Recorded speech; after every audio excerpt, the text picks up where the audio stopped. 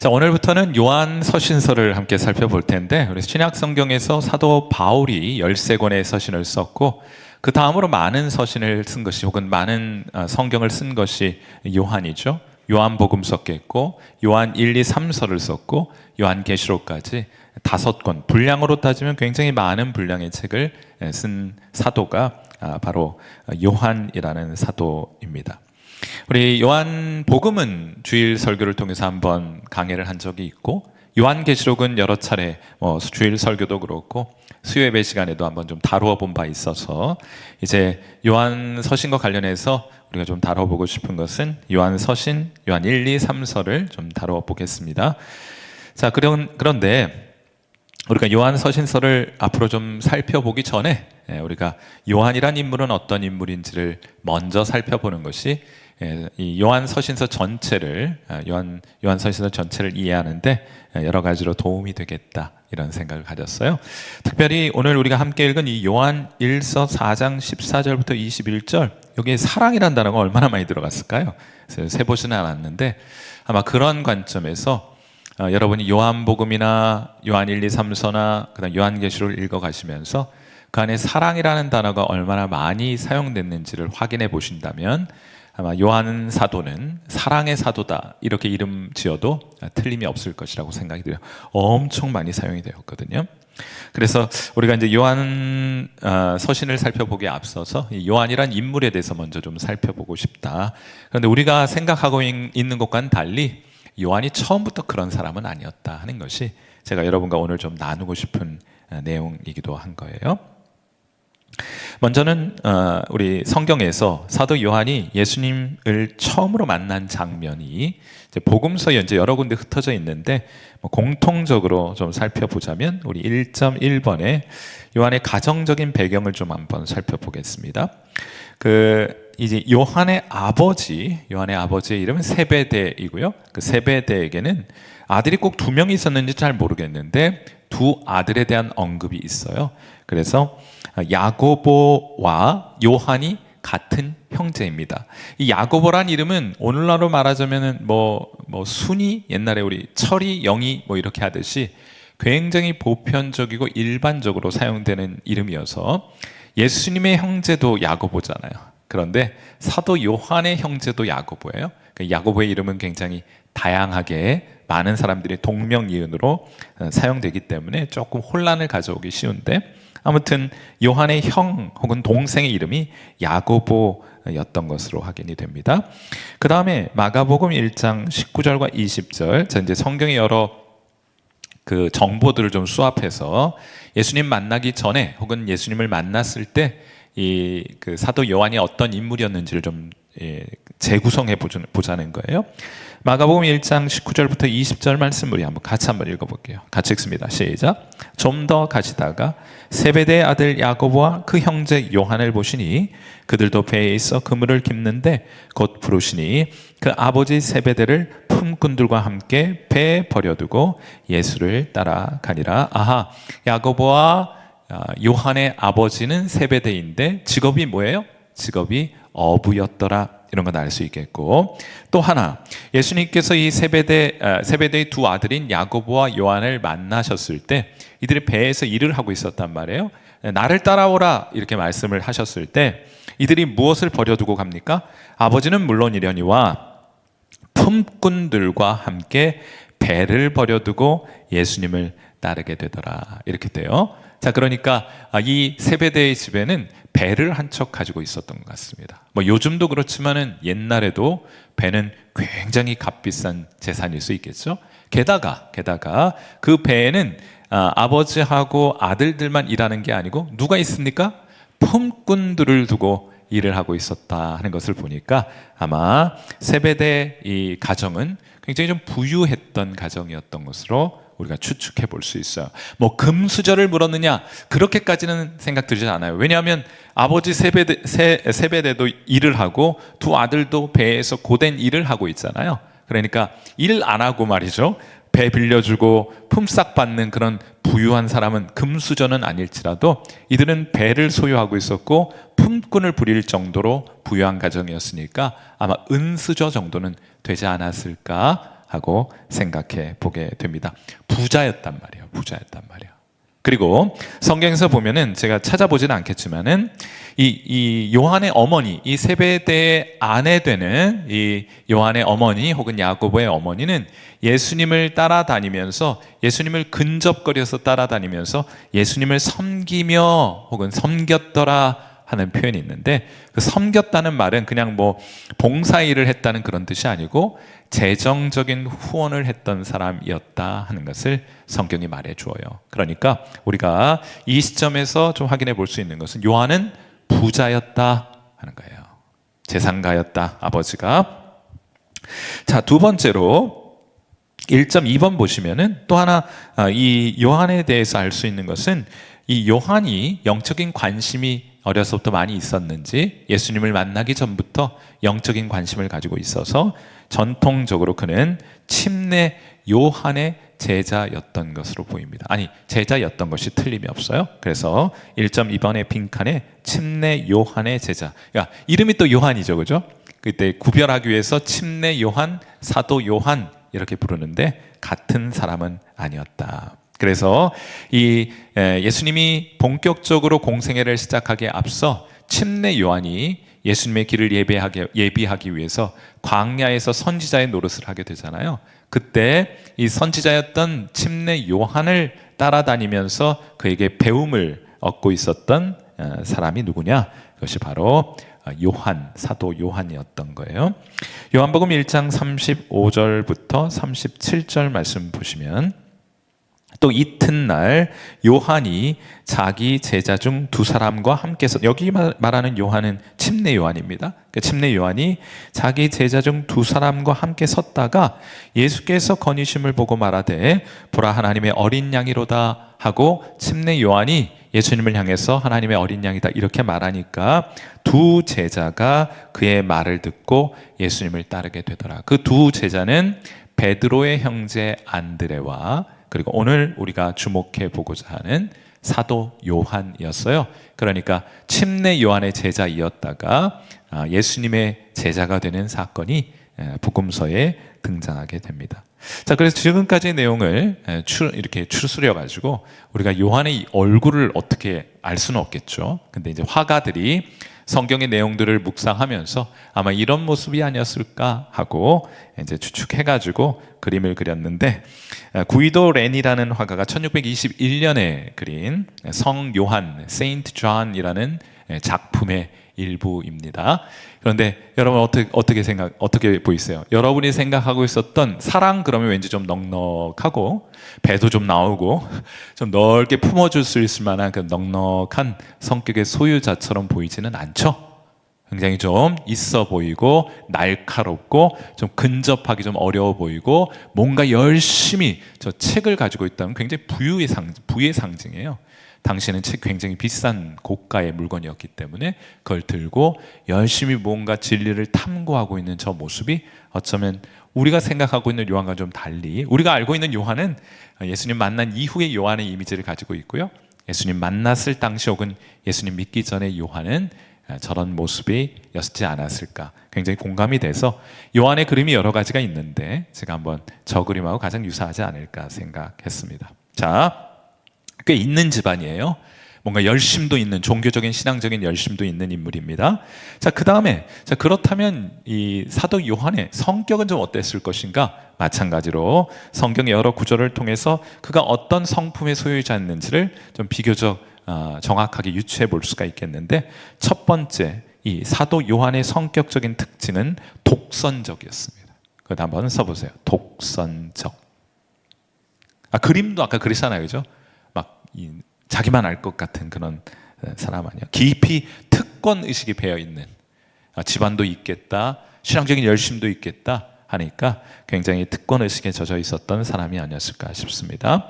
한 번은 예수님께서 예수님의 제자들을 곳곳 마을에 보내시면서 귀신도 쫓아나게 하시고 병든 자도 고쳐주시고 하는 등등의 일들을 맡겨 놓으신 일이 있죠. 자, 그런데 요한이 짧은 선교 여행을 다녀와서 예수님께 이렇게 보고를 하는 거예요.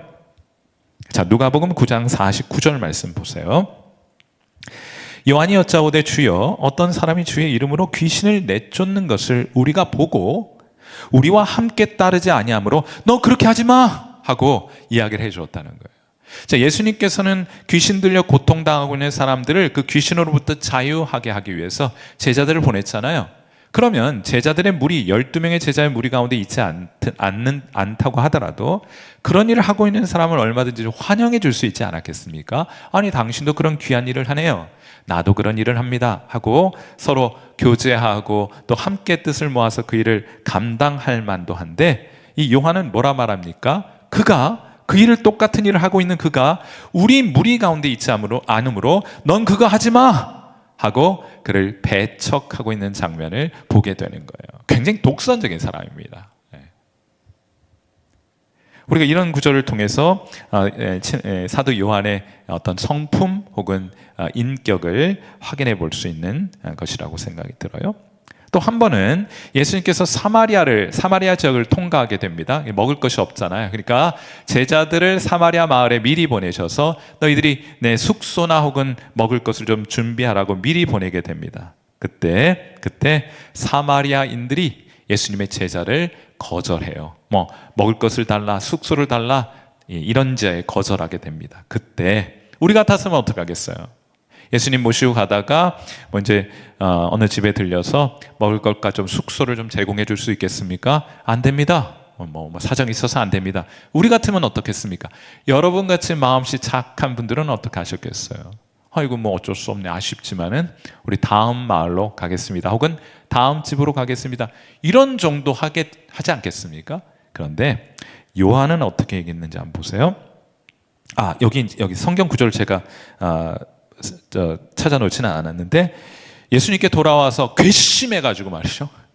저것들이 말이지, 우리가 먹을 것도 좋은 일 하러 왔는데 먹을 것 숙소도 안 제공해 준다고 화가 났어요. 괘씸죄에 걸렸어요. 그래가지고 이 요한이 뭐라고 말했는가 하면, 요한과 요한의 형제 야고보가 뭐라고 얘기를 했는가 하면, 하늘에서 불을 떨어뜨려서 저들을 다 멸하게 해 주옵소서 하고 예수님께 간청을 하는 거예요. 싹 다 번개 떨어뜨려 달라는 거예요. 뭐라 그러죠?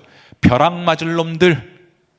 우린 그런 정도만 하고 마는데, 그런 정도의 마음만 품고 마는데, 직접 예수님께 벼락을 떨어뜨려 가지고 저 사마리아인들을 멸하게 해달라고 요청합니다. 그래서 예수님께서 이들에게 별명을 지어주셨어요.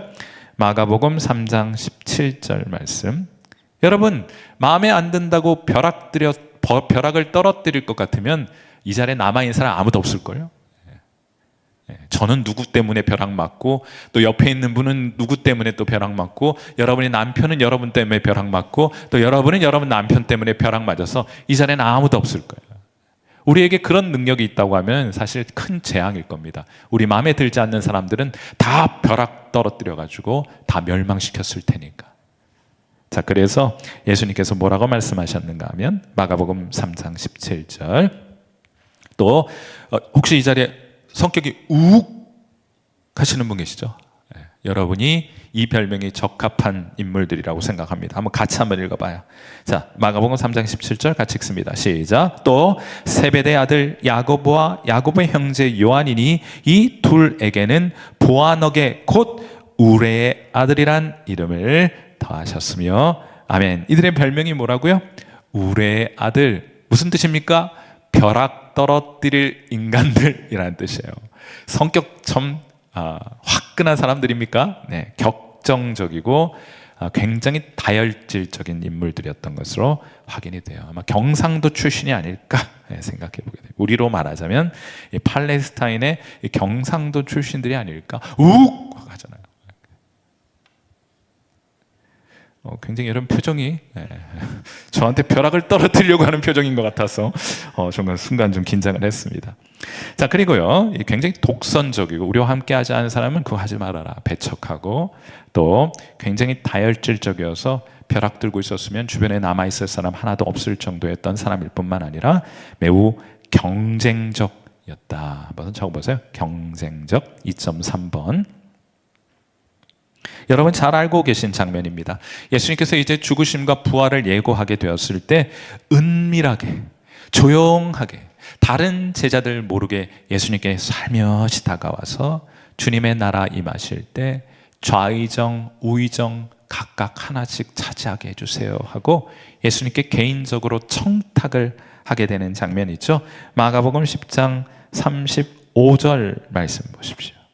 여러분, 이 다른 성경에는요 좀 달리 기록이 되었긴 한데 이 세베대의 어머니가 와가지고, 여러분 그거 그렇게 기억하고 계실 거예요. 치맛바람, 세베대의 어머니가 치맛바람 날리면서 와가지고 아들 하나는 오른쪽에, 아들 하나는 주의 나라 임하실 때 왼쪽에 좌의정 우의정 하나씩 자리 차지하게 해주세요, 이렇게 이야기한 걸 알고 계신데, 마가복음 10장 35절에는 이렇게 고백합니다. 이렇게 기록합니다. 세베대의 아들 야고보와 요한이 그들이 주께 나와 여짜오되 선생님이여 무엇이든지 우리가 구하는 바를 우리에게 하여 주시기를 원하옵나이다. 한 자리 좌의정 한 자리 우의정 주세요. 예수님께서 응답하지 않으니까 아마 엄마에게 가가지고 또 엄마의 치맛바람에 이야기를 했겠죠. 엄마가 날라와서 치맛바람 날리면서 내 아들, 두 아들 좌의정 우의정 시켜주십시오. 아마 그렇게 되지 않았던가 싶습니다. 별로 차이가 없어요. 뭐 마태복음에는 어머니가 왔지만은, 또 우리 지금 마가복음에는 그들 직접 예수님께 청탁하였지만은 큰 차이도 없습니다. 어머니도 원했고, 그리고 이 두 아들들도 그 자리를 원했던 것 같아요. 그리고 그 자리에 오르기 위해서라면 은밀한 방법도, 혹은 개인적으로 예수님께 찾아와서 청탁하는 것도 주저하지 않았던 사람들이 바로 야고보와 요한, 특별히 우리가 주목하고 있는 요한일 것이다. 우리가 알고 있는 이미지와 굉장히 다르죠.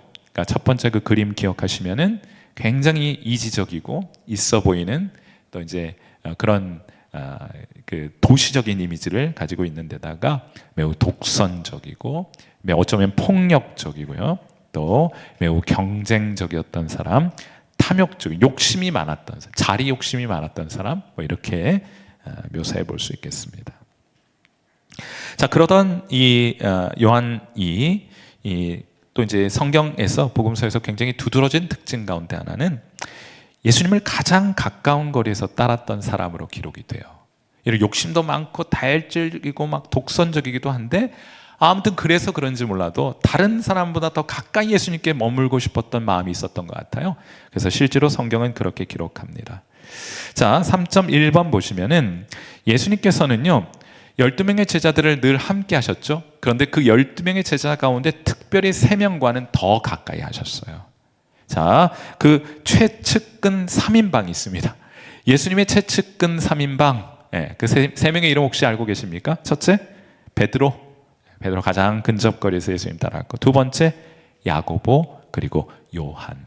어쩌면 예수님께서 그들을 가까이 따르게 하기도 하셨겠지만은 이들도 예수님 가장 가까운 거리에서 따라다니고자 했었기 때문에 나타난 현상이 아닐까 싶어요. 베드로, 야고보, 요한. 이 세 사람은 12명의 제자 가운데 더 가까이 예수님 근접거리에서 모시고 따르며 배웠던 것으로 성경이 기록합니다. 자, 그래서 회당장 야이로의 딸이 죽었잖아요. 그래서 달리다 굼, 일어나라, 딸이여 일어나라, 이렇게 외쳤던 장면 기억하고 계시죠? 그 일이 있는 장면에 예수님께서 굉장히 독특한 일을 하시게 됩니다. 마가복음 5장 37절 말씀, 거기 이름에 동그라미를 치면은 좋겠는데 성경은 안 들고 계시겠죠? 그래서 여기 보면 베드로와 야고보와 야고보의 형제 요한 외에 아무도 이제 딸을 다시 일으켜 살리는 그 딸의 시신이, 야이로의 딸이, 회당장 야이로의 딸이 시신이 놓여 있는 그 방에 아무도 들어오지 못하게 하고요. 야이로와 그 다음에 엄마 아빠가 들어왔겠죠. 그 다음에 베드로와 야고보와 요한 외에는 아무도 그 방에 들어오지 못하게 해요. 이 장면은 이 세 제자가 주목해 보았고, 그래서 기록으로 남겨놓을 수 있었던 거예요. 자, 그러니까 이 세 사람은 굉장히 가까운 거리에서 예수님의 능력을 직접 확인할 수 있는 근접거리에 있었다 하는 것을 알 수가 있는 것이죠. 또 이 장면 외에도 두 번째 3.1.2번에는 변화산 아시죠? 변화산에 오르셨을 때 예수님께서 왕의 위엄으로 영광스러운 형체로 변형되시는 장면이 있는데, 이때 제자들 아무도 예수님과 함께 하지 못했습니다. 딱 세 사람이 그 장면을 보게 돼요. 마가복음 9장 2절 말씀입니다. 자, 우리 같이 한번 읽어봐요. 시작. 엿새 후에 예수께서 누구예요? 베드로와 야고보와 요한을 데리시고 따로 높은 산에 올라가셨더니 그들 앞에서 변형되더라 했어요. 변형되더라. 영광스러운 모습으로 변형되었습니다. 그러니까 예수님의 영광스러운 모습을 가장 가까운 거리에서 보았던 사람이, 그 중에 한 사람이 바로 사도 요한이었다.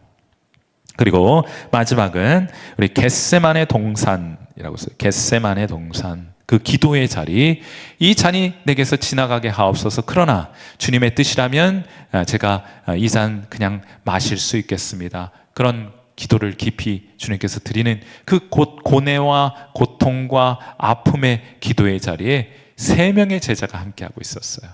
그게 누군가 하면 마찬가지로 베드로, 야고보, 요한입니다. 마가복음 14장 33절 베드로와 야고보와 요한을 데리고 가실새 심히 놀라시며 슬퍼하사. 이들은 예수님과 가장 가까운 거리에 머물면서 예수님의 능력도 보았고 예수님의 영광스러운 모습도 보았고 예수님의 고뇌와 기도도 들을 수 있는 자리에 있었다. 예수님 가장 가까운 거리에서 따랐던 사람들이었다. 그리고 실제로요, 겟세마네 동산 이후에 이 제사장의 무리가 칼과 뭉치를 가지고 와가지고 예수님을 체포해가지고 대제사장의 관정으로 끌고 가게 되잖아요. 그때 제자들 다 흩어지게 됩니다. 그때 그런데 2사람이 끝까지 예수님 계신 곳에 머물게 돼요. 그 2사람이 누구입니까? 그 2사람이 바로 베드로와 요한이에요. 이 야고보는 어떻게 됐는지 언급이 없어서 구체적으로는 알 수 없습니다. 요한복음 18장 15절 말씀 보세요. 시몬 베드로와 또 다른 제자 한 사람이 예수를 따르니 이 제자는 대제사장과 아는 사람이라. 이 대제사장 아는 정도면 굉장히 수준이 있는 집안이다, 그렇죠? 우리가 이미 살펴보았던 것처럼 예수와 함께 대제사장의 집 뜰 안에 들어갑니다. 예수님 버리지 않고 예수님 배신하지 않고 끝까지 예수님 곁을 지켰던 사람 가운데 2사람, 베드로와 요한이었던 거예요. 그런데 여러분 알고 계신 것처럼 베드로는 그 이후에 자신의 정체가 탄로 나가지고 그만 도망치고 닭 울기 전에 3번 부인해가지고 눈물 흘리는 장면 기억하고 계시잖아요. 베드로도 결국 그 자리를 떠나게 됩니다. 그런데 십자가 밑에까지 머물렀던 제자가 있어요. 그 12제자 가운데 3사람, 그 3사람 가운데 베드로와 요한, 그리고 베드로가 떠난 그 자리에도 여전히 예수님을 지켰던 사람이 있으니, 예수님과 가장 가까운 거리에 머물렀던 사람이 있으니 그가 바로 사도 요한이에요. 어떻게 알 수 있느냐? 예수님께서 십자가에 못 박혀 죽으실 때 예수님의 모친 마리아를 누구에게 맡깁니까? 누구에게 부탁합니까? 곁에 있던 요한에게 부탁하시죠. 요한복음 19장 26절 말씀입니다. 자, 우리 이 말씀 같이 읽어요. 시작. 예수께서 자기의 어머니와 사랑하시는 제자가 곁에 서 있는 것을 보시고 자기 어머니께 말씀하시되 여자여 보소서 아들이니이다 하고 말씀을 하세요. 여러분, 그 요한복음에는 그 요한복음을 기록한 사람이 누구인지 이름이 언급되지는 않습니다. 이제 3인칭으로 다 기록이 되어 있어요. 그런데 이 요한복음을 기록한 사람일 것이라고 우리가 추정할 수 있게 되는 것은 여기 요 표현 있죠. 이 사랑하시는 제자. 요한복음 19장 26절에 예수님께서 사랑하시는 그 제자가 이 모든 것을 기록하였다. 이제 요한복음 21장에 가면 그런 기록이 있어요. 이게 누구냐? 우리가 요한일 것이라고 어렵지 않게 유추해 볼 수 있습니다. 그래서 요한복음의 저자는 예수님의 사랑받는 제자였던 요한이었을 것이다, 이렇게 이해하기도 하거든요. 아무튼 십자가 밑에까지 예수님 가장 가까운 거리에, 예수님이 가장 어렵고 힘든 자리에서도 그 곁을 떠나지 않고 그 자리를 지켰던 사람이 바로 사도 요한이에요. 그리고 예수님께서 부활하셨다는 소식을 마리아로부터 듣고 이제 달리기 경주가 붙었습니다. 누구랑 누가 달려갔느냐? 이 소식을 처음으로 들은 베드로와 요한이 예수님의 무덤을 향해 달리기 시작해요. 그런데 아마도 베드로는 요한보다 나이가 조금 더 있어서 그런지 모르겠지만 성경은 정확하게 가장 먼저 그 무덤에 도착한 사람이 누군가 하면 사도 요한인 것을 기록해 놓았어요. 요한복음 20장 4절 말씀. 둘이 같이 다름질하더니, 여기 베드로와 요한이 다름질하더니 그 다른 제자가, 혹은 예수님께서 사랑하시는 그 제자가 베드로보다 더 빨리 달려가서 먼저 무덤에 이르렀더라. 여러분, 제가 이 지금까지의 내용들을 통해서 여러분에게 전달하고자 하는 바는, 굉장히 유복한 가정에서 태어났지만은 성격 참 괴팍한 우레의 아들이라는 별명을 가졌던 이 요한이 예수님의 지상 사역 기간 동안 예수님 가장 근거리에서 예수님을 떠나지 않고 무슨 껌딱지처럼 달라붙어 가지고 그렇게 예수님 곁을 지켰더라 하는 거예요. 그래서 최후의 만찬의 장면에 아마도 이게 요한복음 13장 말씀을 배경으로 해서 그린 그림일 텐데, 최후의 만찬이라는 장면을 발랭탱 드 볼로냐라는 화가가 그림을 그렸는데, 여러분 지금 예수님이 마지막 제자들을 만나서 마지막으로 유언과 같은 말씀을 남기고 있는 저 진지하고 어두운 분위기, 저 무거운 분위기 속에 예수님의 품에 안겨 있는 사람이 있습니다. 그렇죠? 다른 사람들은 다 자리에 앉아가지고 예수님을 바라보면서 듣기도 하고 심각한 표정으로 보고 있는데, 한 사람이 마치 어린아이처럼 예수님의 품에 폭 안겨가지고 뭐 무슨 말씀을 하시든지 난 주님 곁에 있습니다 하는 표정으로 누워있는 이가 있죠. 그가 누구입니까? 바로 사도 요한이었던 거예요. 여러분, 이건 성경 구절 요한복음 13장 23절에 예수의 제자 중 하나 곧 그가 사랑하시는 자가 예수님의 품에 의지하여 누웠는지라 하는 말씀을 기초로 해서 마지막 만찬의 장면을 재구성해 본 거예요. 자, 성격 괴팍했고 불같은 성격의 소유자였던 사도 요한이 이처럼 예수님을 근거리에서 가장 가까이에서 따르고 껌딱지처럼 붙어 지냈더라. 두 개의 그림 기억하시면 되겠어요. 첫 번째 그림, 두 번째 그림. 자, 그리고 나서 복음서 이후에, 그러니까 복음서라고 하면은 처음 신약 성경의 처음 4권, 마태복음, 마가복음, 누가복음, 요한복음 이후에 우리는 사도 요한의 행적을 추적해 볼 수 있는데, 굉장히 놀라운 모습으로 등장하게 돼요. 먼저는 예수님께서 죽으시고 부활하신 이후에 사도 요한이 처음으로 성경에 목격되는 장면은 사도행전 1장 13절과 14절입니다. 거기 4.1번에 마가의 다락방에서 기도하는 모습으로 등장해요. 거기 4.1번에 기도하는 모습. 제가 한번 읽어볼게요. 사도행전 1장 13절과 14절 말씀. 들어가 그들이 유하는 다락방으로, 마가의 다락방으로 알려진 다락방으로 올라가니 거기 누가 있습니까? 베드로, 요한, 야고보. 여기 순서가 바뀌어요. 성경에서는 순서가 매우 중요합니다. 우리가 이전의 복음서에서는 베드로, 야고보, 요한이었잖아요. 그런데 사도행전에서부터는 순서가 바뀝니다. 초대교회에서 영향력의 순서가 바뀌게 된 거예요. 어떻게 바뀝니까? 베드로 다음에 사도 요한이 등장하게 돼요. 야고보가 3위로 밀려나게 됩니다. 자, 그렇게 이들이 다 거기 있어 14절 여자들과 예수의 어머니 마리아와 예수의 아우들과 더불어 마음을 같이하여 오로지 기도에 힘쓰더라. 사도행전에 처음으로 사도 요한이 등장할 때 그는 기도하는 모습으로 성경에 묘사되고 비춰지게 됩니다. 여러분, 그 다음에 두 번째로 이제 사도 요한이 행적을 쭉 추적해 보면은 굉장히 독특하고 특징적인 것을 확인할 수 있게 되는데, 사도 요한은 베드로와 늘 같이 다니더라. 마치 예수님께서 이 땅에 계실 때는 예수님 곁에 껌딱지처럼 붙여 다녔던 요한이 예수님이 부활 승천하신 이후에는 베드로와 한 짝이 되어서 껌딱지처럼 베드로와 붙어 다니는 모습으로 확인이 되는데, 여러분 거기 보시면은 4.2번에 4.2.1번 사도들의 명단에서 요한은 베드로 바로 다음에 등장하게 되고요. 그 다음에 뭐 이게 금과 은은 내게 없지만은 내게 있는 것으로 내게 주노니 나사렛 예수의 이름으로 일어나 걸으라. 그 성전에 올라가실 때 이제 안진뱅이 걷지 못하는 사람을 일으켜 세우는 그 장면 기억하시죠? 그건 베드로가 한 얘기고요. 그 베드로 곁에 누가 있었는가 하면 바로 요한이 그 곁에 동행하고 있었던 거예요. 여러분, 이 요한이 어떤 사람입니까?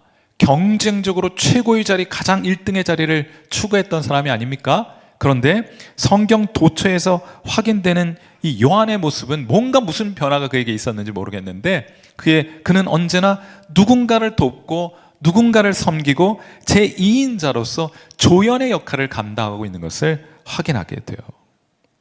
여러분, 그리고 이 사마리아 땅의 사람들이 사마리아 지역 어떤 지역인지 기억나시죠? 저것들 우리 거절했다고 벼락 떨어뜨려 주세요 하고 요청했던 그 사마리아 땅에 복음이 전해졌고 거기 사람들도 예수님 믿게 됐다는 소식을 듣게 되었을 때 그는 즉각적으로 사마리아 땅을 방문합니다. 거기 불을 내려달라고 요청했던 바로 그곳에서 하나님의 복음을 증거하고 하나님의 성령이 그들 가운데 임하게 되기를 기대하고 바라고 기도하게 된 거예요. 다혈질적이었던 사도 요한 어디 갔습니까? 사마리아인들을 품다니요? 그들을 위해 자신의 시간과 또 자신의 것들을 드리다니요? 이거 어떻게 된 것입니까? 또 예루살렘에서 사도 바울과 할례 혹은 율법의 문제로 큰 다툼이 벌어졌을 때 여기 사도 바울이 예루살렘 교회에 와서 예루살렘의 지도자들을 만나게 됩니다. 그때 이런 일이 있어요. 갈라디아서 2장 9절 말씀. 자, 이 사도 요한은 어떤 사람이었습니까? 똑같은 일을 해도 우리 편에 속하지 않으면 그 일 하지 못하도록 금했던 독선적인 인물 아닙니까? 그런데 뭐라고 말해요? 갈라디아서 2장 9절 말씀 같이 한번 읽겠습니다.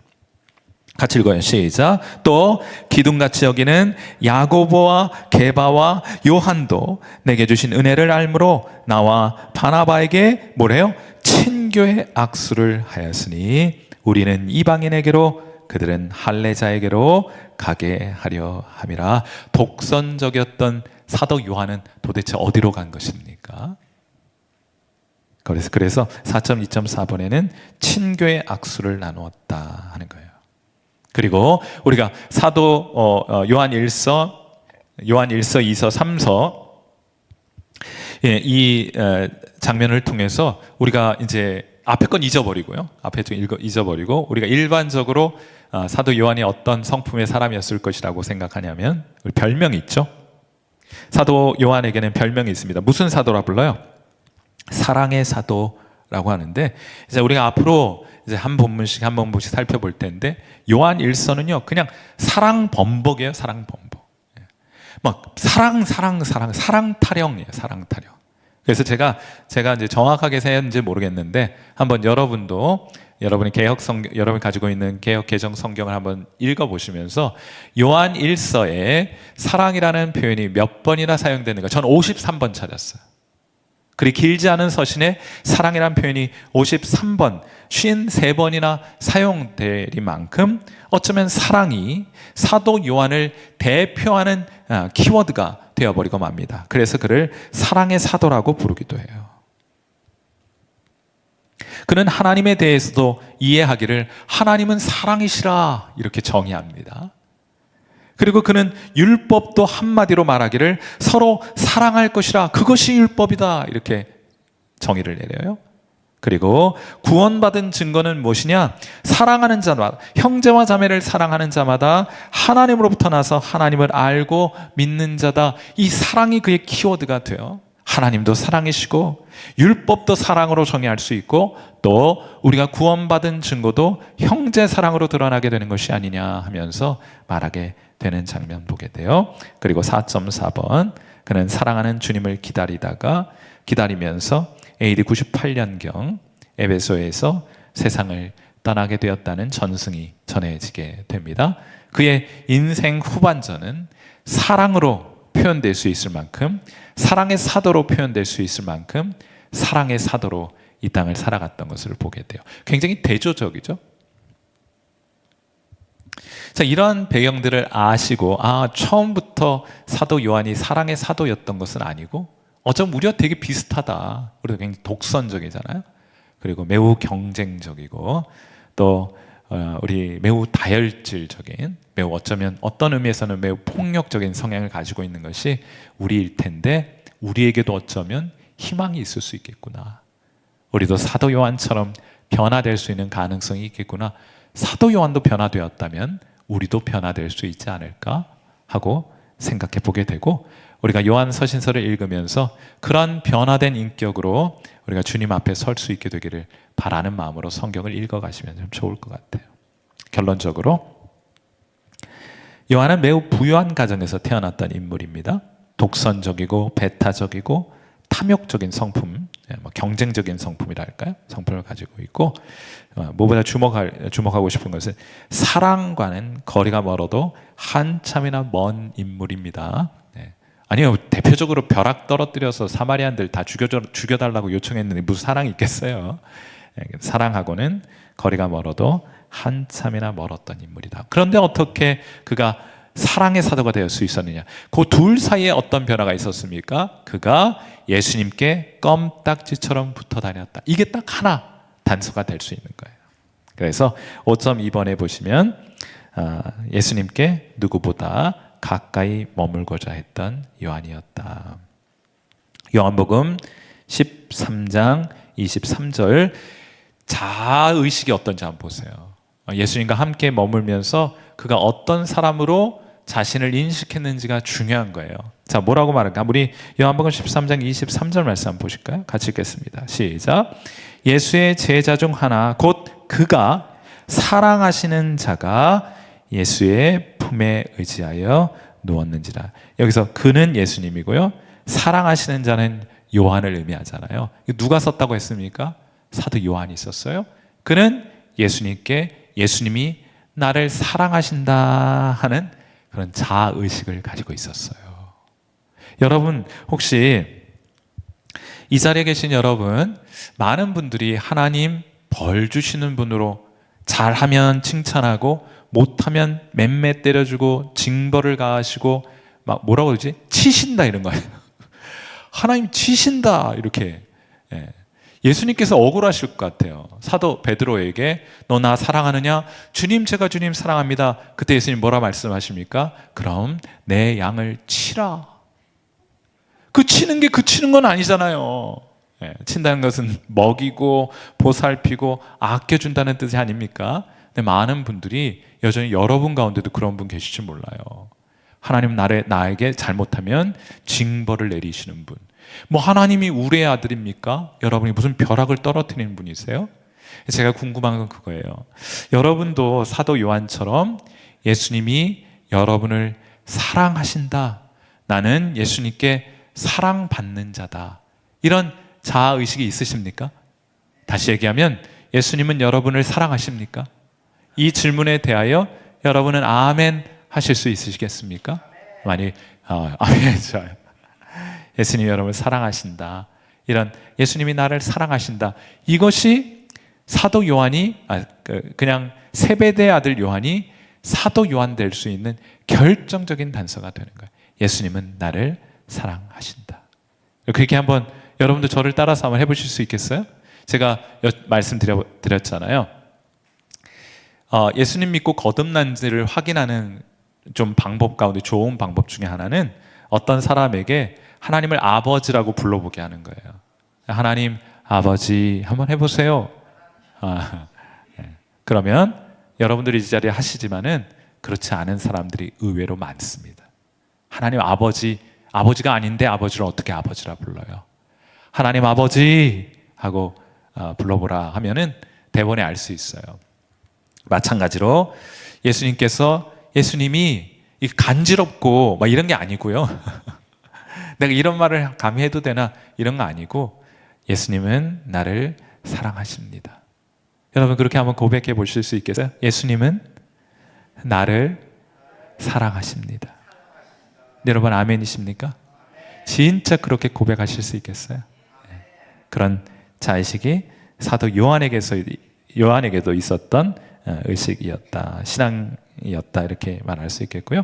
3번이 결론인데, 이 사랑에 대한 확신이, 예수님이 나를 사랑하신다는 것에 대한 확신이, 그래서 부끄러운 줄도 모르고 쑥스러운 줄도 모르고 예수님의 품에 그냥 확, 난 몰라, 다른 제자들 나를 어떻게 생각하는지 난 몰라, 예수님께 확 안길 수 있는 그런 사랑하는, 예수님을 사랑하는 마음이 더 큰 사랑인 십자가의 사랑에 눈뜨게 해 주었던 것이 아닌가 하고 생각해 보게 됩니다. 해서 5.3번 십자가라 쓰시면 되겠고요.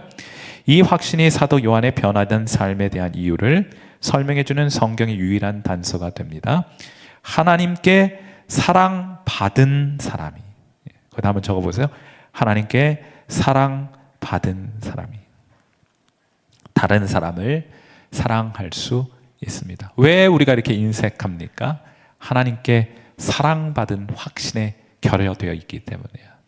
여러분이 하나님의 사랑을 확신한다면 여러분도 다른 사람을 사랑하고 계실 것임에 틀림이 없습니다. 우리 마지막으로 요한일서 4장 10절과 11절 결론적으로 함께 읽고 기도하는 시간 갖도록 합니다. 요한일서 4장 10절과 11절 말씀 같이 읽도록 합니다. 시작. 사랑은 여기 있으니 우리가 하나님을 사랑한 것이 아니요 하나님이 우리를 사랑하사 우리 죄를 속하기 위하여 화목제물로 그 아들을 보내셨습니다. 사랑하는 자들아, 하나님이 이같이 우리를 사랑하셨은즉 우리도 서로 사랑하는 것이 마땅하도다. 아멘. 우리 여러분을 사랑하시는 우리 주님께 이 시간 함께 기도하는 시간 같습니다. 자, 우리도 어쩌면 예수님 만나 변화되기 전에 사도 요한의 모습이, 세베대 아들로서의 요한의 모습이 어쩌면 우리의 모습일지 모르겠습니다. 좋은 출발은 주님 곁에 머무는 것이고 주님이 우리를 얼마나 사랑하시는지 더 깊이 발견하게 되는 것입니다. 우리가 그 사랑을 알게 될 때 비로소 우리의 삶 속에 변화가 나타나요. 우리가 그 사랑 확신하게 될 때 비로소 우리도 우리 곁에 있는 형제와 자매들을 사랑하는 자리로 나아가게 될 것입니다. 하나님, 우리의 인품과 우리의 성품을 하나님 변화시켜 주시되 사랑의 사도인 사도 요한 닮게 해 주옵소서. 이를 위해 하나님 예수님 곁에 더 가까이 머물고 하나님의 사랑 더 깊이 확신하게 해 주셔서 우리도 사랑하며 이 땅을 살아가게 하옵소서. 우리 그런 마음 담아서 이 시간 여러분을 사랑하시는 예수님께 함께 기도하는 시간 같습니다. 기도하겠습니다.